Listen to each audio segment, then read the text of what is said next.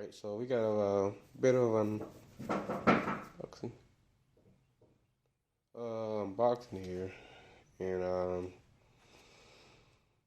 it's just what we're gonna be putting on the truck. Which, if it would have came a lot sooner, it probably would have been on car for a bit, but it is what it is. So here we got a fire harness,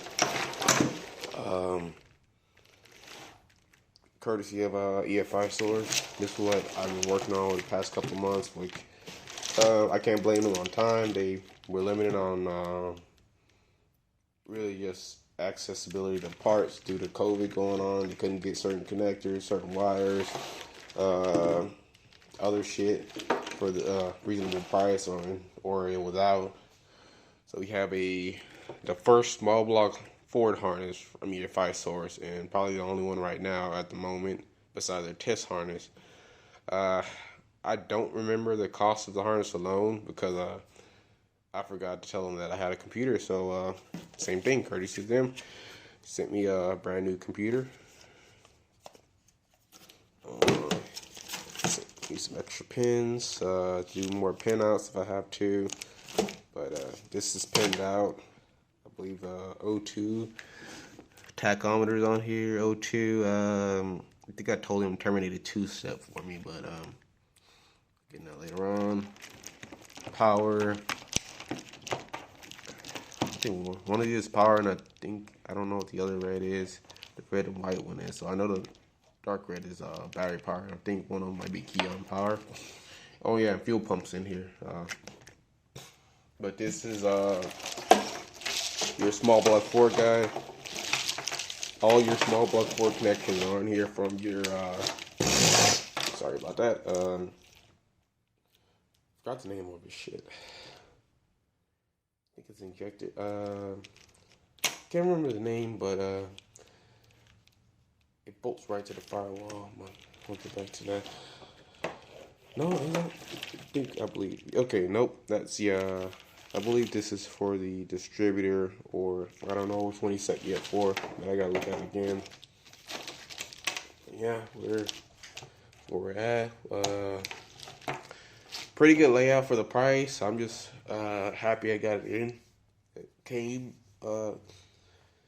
He told me it was about another week or 2 weeks out, and it got here 4 days or it got done 4 days early and finished up and sent it out to me. So yeah, this is gonna be cool.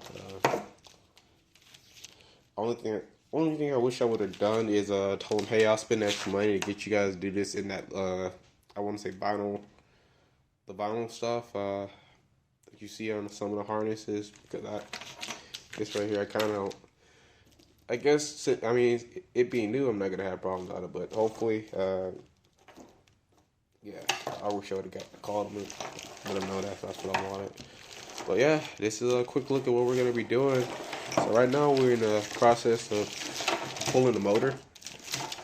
Well, disconnecting it and getting ready to pull it. The Mustang is going to be super easy because I set it up to where I could pull it and drop it pretty quick on that, just because again, worked and thought about it and know what I need to come out. And this one, hopefully it's going to be the same process.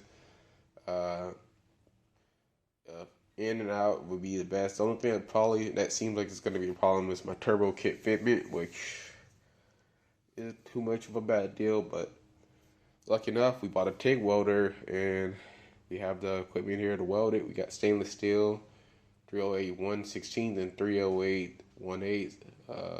So yeah, we'll have enough stuff to weld it. I'm just gonna order the piping, but hopefully we can get by on the. Let's get this. Get by on the stock. Well, not stock, but the way the exhaust came from factory, and be able to get it in. But if we have to, we'll modify it. But we're wanting now to. This weekend, I'm going to try to pull one motor, or if I get lucky enough and my wife doesn't want to do anything, or we get everything taken care of Saturday, get the Ranger motor out, set it on the ground,